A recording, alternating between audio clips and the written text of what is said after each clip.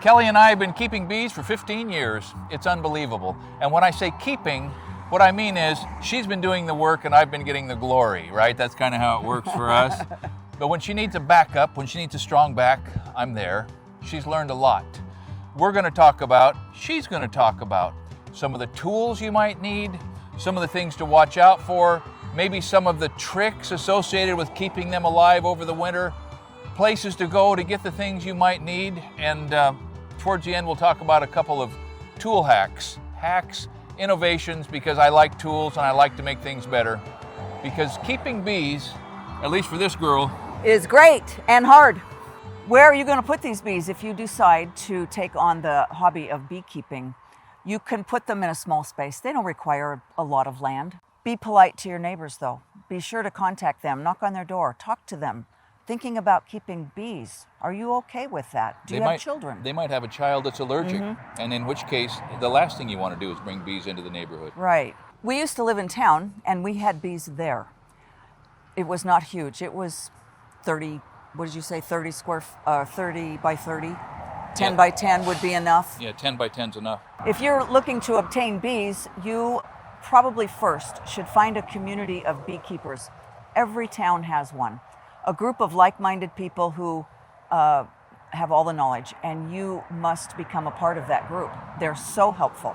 They like to talk. We all like to talk about what we know, right? And beekeepers are no exception. And if you line up 10 beekeepers and ask them one question, you're going to get 11 opinions, okay?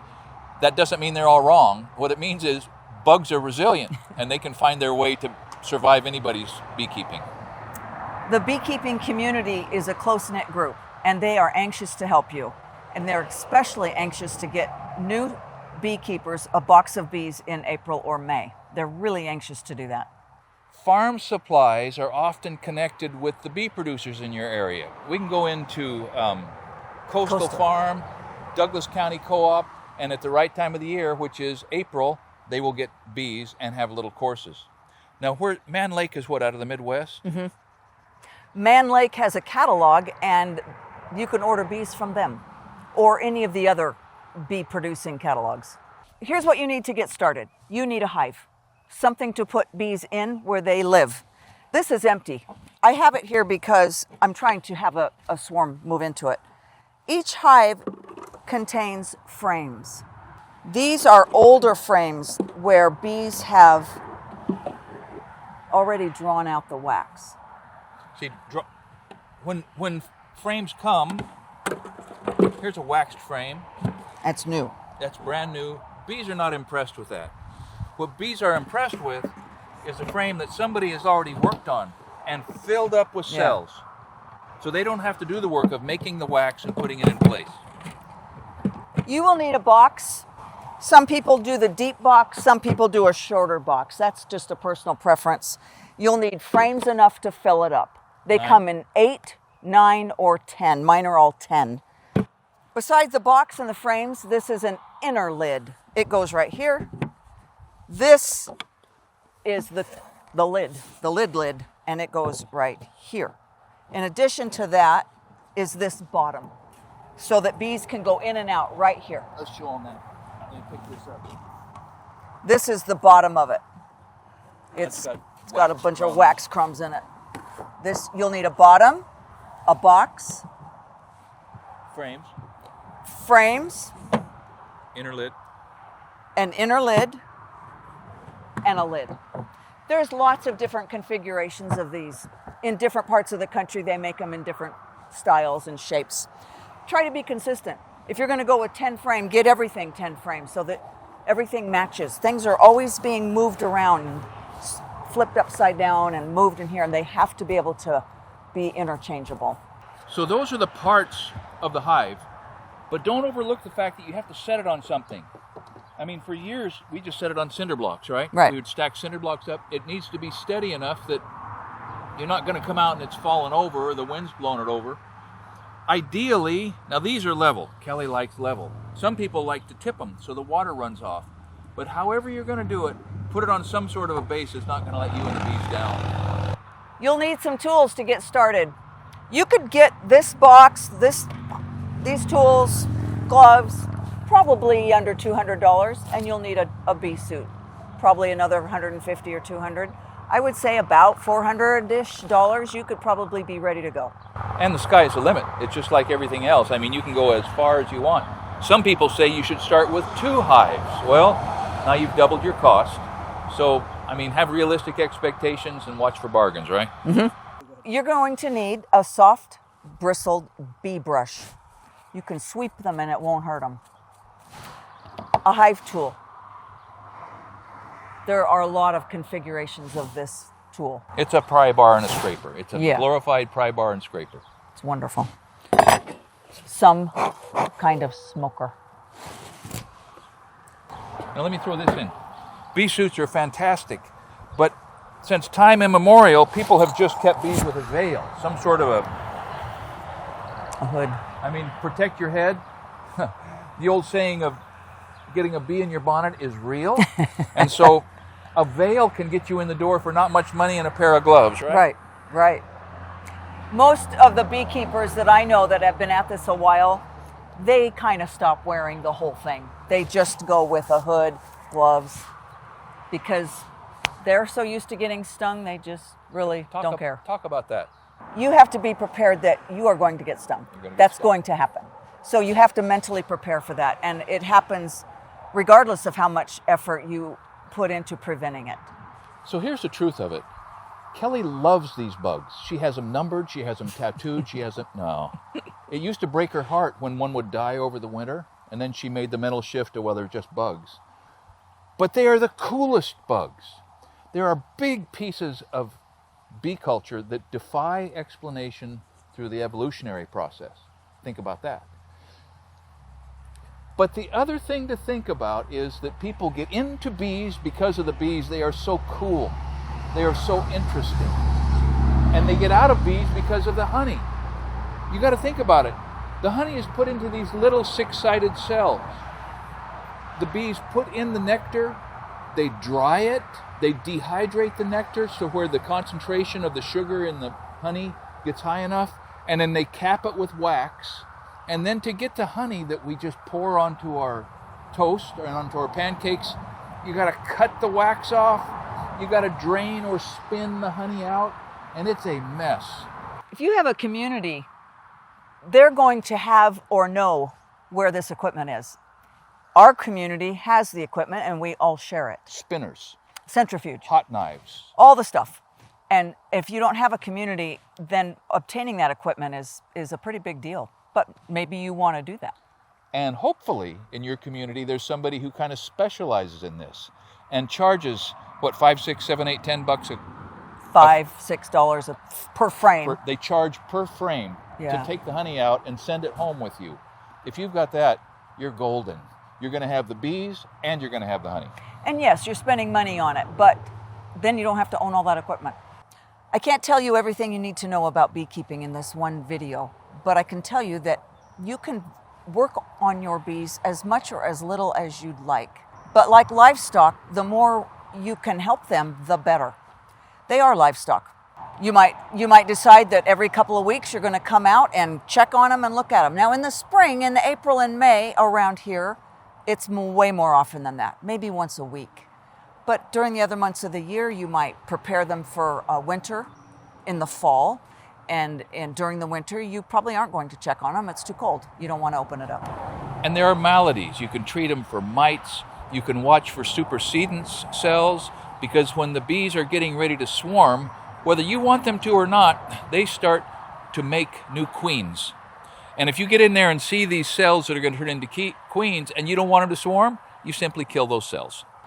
Let's talk about how to catch a swarm or how to encourage a swarm to move in to your hive. Those bees have outgrown probably the box that you provided them. They're crowded. Somebody has to leave. They will produce a new queen by feeding it the right things. The old queen and half of the population will all get the message and all leave at once. That's part of the magic. These things get the message. Often they'll go not far, maybe 20 feet, 100 feet, into a tree, into a fence.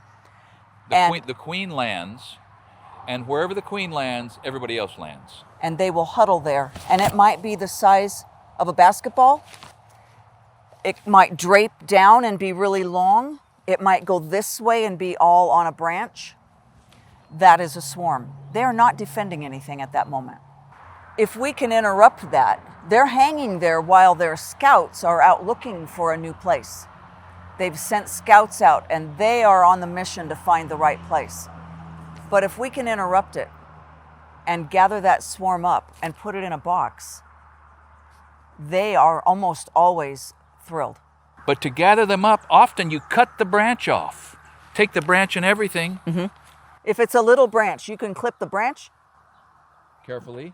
Carry the whole thing over, lower it right into the hive, and you're good. Now there will be lots of bees all over the place, but they will follow the rest of them because the queen was in the middle of that. They communicate by scent, pheromones, and they will smell where the queen went and they will go there.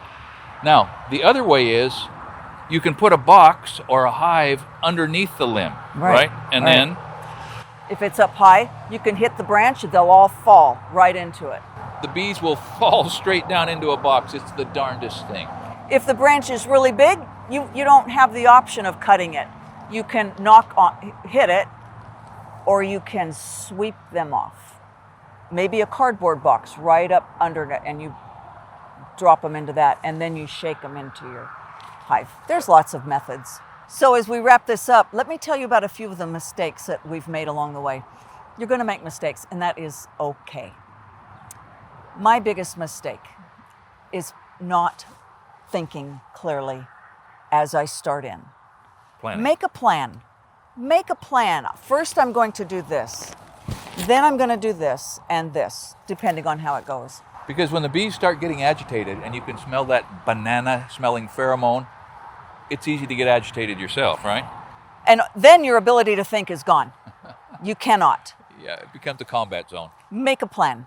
Without a plan, the emergency room is in store. So the hacks we were talking about, this is one with a top feeder.